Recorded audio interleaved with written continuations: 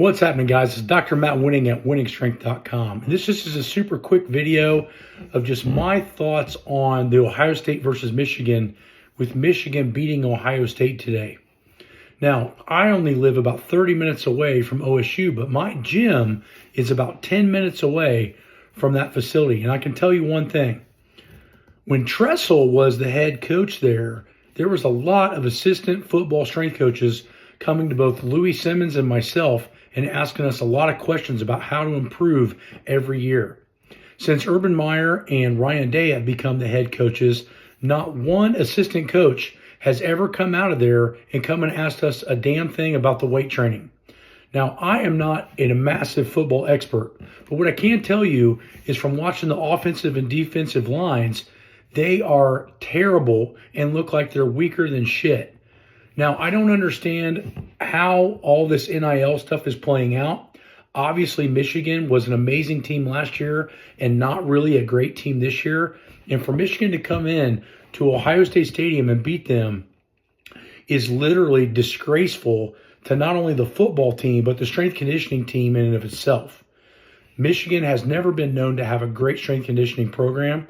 A lot of the guys that go to the NFL from Michigan are constantly hurt because they're training or used to train HIIT, high intensity training style, where they would do one machine till failure. Now, back in Tressel's day, there were a handful of guys that could bench press 500 pounds and were pretty decent squatters.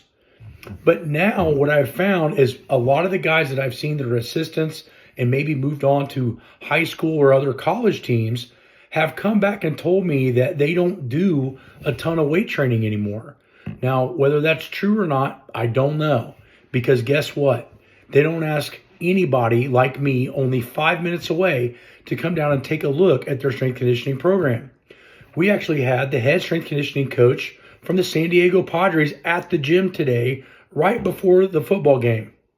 And you know what was interesting is in the last 6 or 8 years, Ohio State has never shown their face as far as assistants or head guys around the area trying to learn something new to put into place for football for them to get better.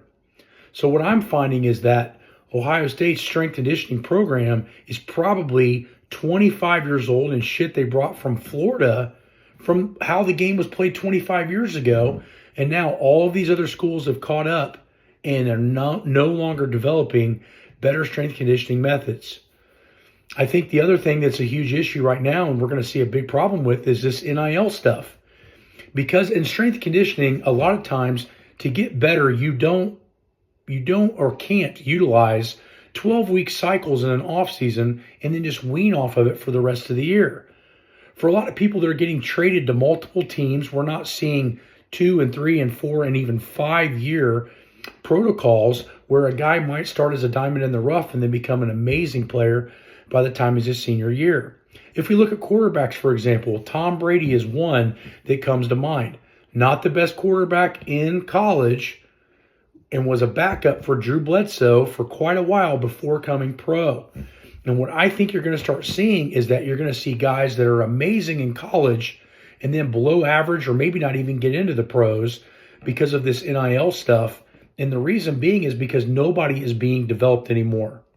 So this is enough of my rant. It's completely shameful that Ohio State should be beaten by Michigan just based on the amount of money that they spend on players alone. But I find that a lot of this issue is probably coming from strength conditioning and the fact that they don't care to learn anymore and they don't want to get the guys as strong and as powerful as possible.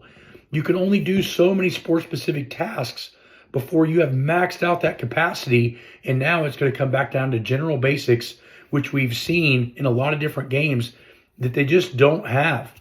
So this is Dr. Matt Wenning at winningstrength.com, and fucking Michigan.